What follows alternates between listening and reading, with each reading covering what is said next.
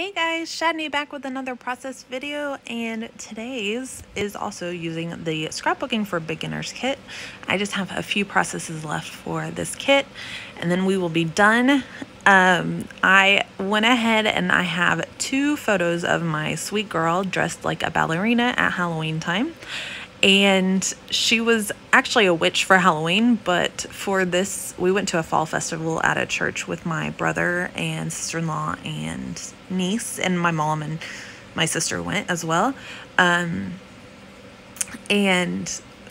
I got her all dressed up, and then she decided she wanted to be a ballerina, which worked out because the black leotard that she had for her witch costume is a black leotard, so it worked out perfectly for being a ballerina. So we put her hair up in a bun and it went from there. For this layout, I did start out by gutting the black and white gingham paper background. I did gut it pretty early on. I knew that I wanted to use it as a background layer. And then the ballerina paper, I did trim it down to probably about 11 inches by 11 inches, and that just gave me a nice border, and I adhered those together. That gold strip little scalloped piece came from the front of the cover of the 6x8 paper pad that was in this kit, and I just didn't want to waste that gold strip. It was so cute, so we fussy cut that out and we used that to layer up down here.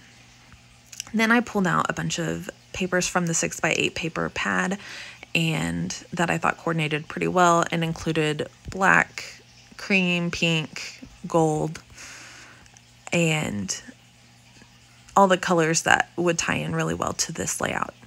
And I will tell you, I'm sorry, the colors seem to go in and out really weird on this layout specifically.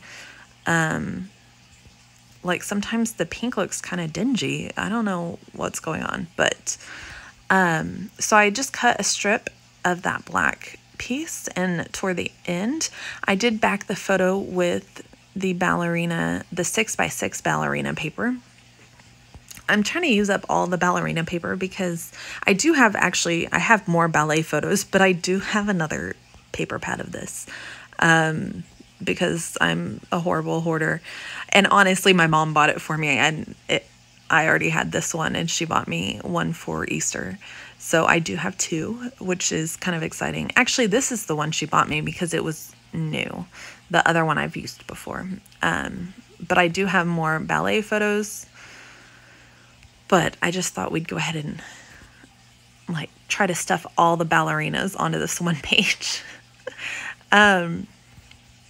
So I am doing the fake notebook edge border punch, faux border punch, where you just punch holes along one edge of your paper and then use your scissors to just clip down to the hole. And then when you rub your hands across it, it makes it look like you tore this paper out of a notebook. I do have two different notebook border punches that I love and I highly recommend, but I wanted to show you, since I didn't include those in this kit, I wanted to show you a good alternative. I've shown you a couple times how to do this, but once again, I wanted to show you a good alternative on how to do it, even if you don't have the border punch. I am going through, in that paper that I did the faux border strip on, I did cut out the part that would be hidden behind that paper so that I can use it on another layout and it doesn't waste that paper, especially with the gold foil on it, because that's, kind of hard to get sometimes. So I'm just going to layer these two pieces together. I did kind of fold up the edges a little bit just to give it a little bit more dimension on the page, because there is just a lot of layers of paper. I don't want it to seem really flat and dull. So adding that little bit of texture just helps keep the interest of the page, in my opinion. I am somebody that likes a lot of dimension on my page, so if you don't worry, just don't do all those things that give you extra dimension like I do. I did ink all the edges of all these layers. I didn't ink the edge of the background because I didn't think about it till after I started adhering things to the front. But all the top layers I've adhered together will have inked edges just to help each layer kind of stand out, since they all, other than the black, they're all kind of similar colors. They kind of tie together. So I'm adding just a little bit more layering behind the two photos, and then this one I didn't have a piece big enough, so I am faking it. We will kind of piece together a piece of like a scrap of this white, and you honestly, you won't even notice unless you really look for it. Sorry, it's like late at night. India just went to bed. I mean, she didn't just go to bed. She went to bed a little while ago. I'm trying to get a bunch of voiceovers done while she's asleep. And I don't have any interruptions. So, anyway, so I adhered that photo down. And then since that corner is open, I just use that little piece of paper and cover that corner and then trim it to match.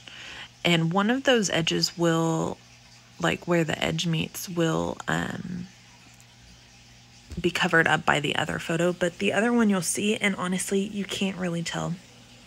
Again, I inked the edges before adhering them down, and then this will be my last layer behind the photos before I adhere the photos to the background, to the layout.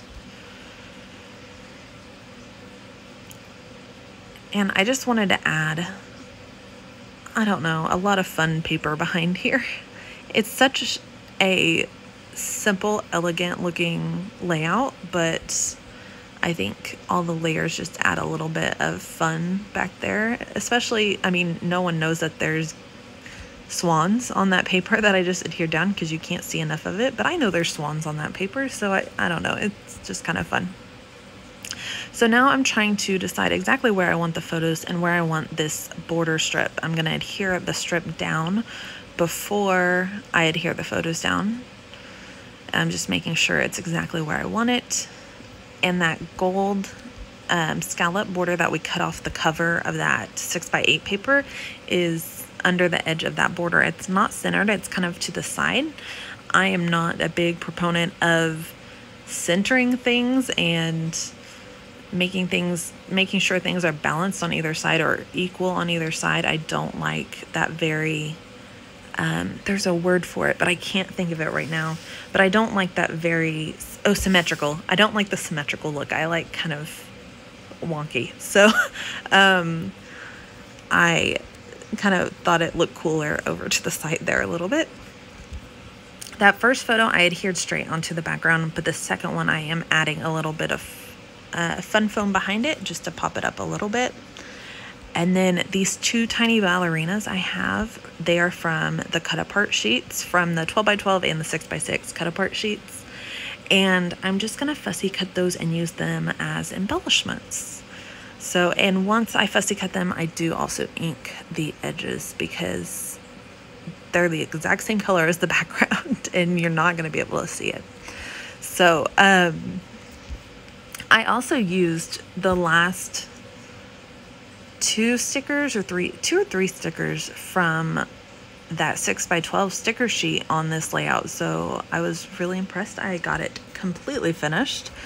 And then it was, one of them was the little silhouette, is the gold silhouette of the girl's head. And that, I mean, it fits out perfectly because she has a little bun, and I gave India a little bun because she's a ballerina, so it's really cute. But then also the swan, because the swans are pretty, but they're in every single collection and they don't really coordinate with anything. Like, I don't have photos of swans, and I don't know, I'm not really a fan of the swans, but it turns out pretty well in this layout because it doesn't stand out. It's not like, oh, there's a swan on the page. It's just a little tucky, as Shamel would say.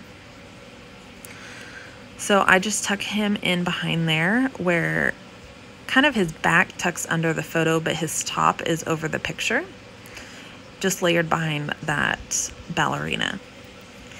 And then the ballerina will go right there. I'll adhere her up to the photo, or onto the photo, sorry.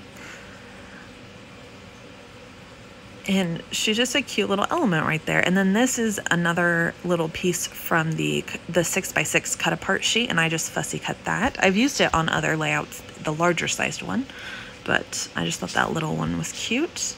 And then I'm using thickers to mark out the year this photo was taken, because it was Halloween, but this is the year. But that's not the title. I just wanted to add the year, so that because I had the numbers available, and sometimes I forget to use thickers or stickers for stuff like that. Like I forget that's an option, so I just thought that would be a good one. And then I'm going in with the pink heart stickers from that sticker pack that had all the hearts and stars. And then now I'm going to add the title, just like in yesterday's video. I think it was yesterday. I used 3s for the E's. I did that for this as well. And the A was a Q that I cut the tail off of. The L's were P's or K's or something like that I cut the little doodads off of. The O is a 0. The W is a W, which is surprising. The E's are 3s, and the N is a U. So it is a very Frankenstein together title, but that works out pretty well because it's Halloween, so it works out. The stickers down here at the bottom, they're the clear, and I adhered them to this pale pink cream kind of colored background and fussy cut those so that they were more solid looking, and adhered them down with Nuvo glue. And then the Halloween and the black foam thickers, I will adhere across the top of those. I need to glue down the heart with the Nuvo glue because the sticky's just not great on them. They're older, but also because that didn't make sense. I didn't have to glue it as much on the photos because they stick to the photo paper really well for some reason, but not to the regular paper. So I did the same thing with these letter stickers to get the word lovely. And then I will adhere that across the top as well. At first it was going to be lovely ballerina, and then I figured out I could get Halloween out of those black foam thickers, so I did go ahead and get that. I like the mixed fonts on the layout like that, but I still didn't want to waste the lovely because I already stuck it down and everything. So I did use lovely, kind of like a little subtitle of sorts, or another little embellishment at the top there. So that's pretty much the main part of the layout. Now we're just going to add all the fun little embellishings. So adding the last couple of those heart stickers, and then I have enamel dots and little enamel hearts. I usually go with embellishments, I go largest to smallest, so that the smallest are the ones that you can kind of sprinkle in the last little bits.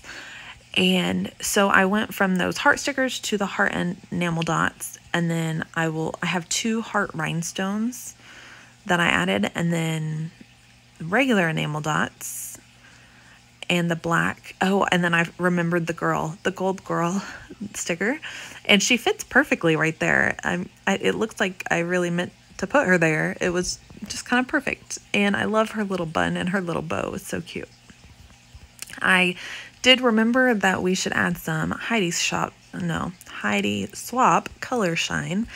Sorry, I got a little tongue-tied there. Just in the areas around where the embellishing is.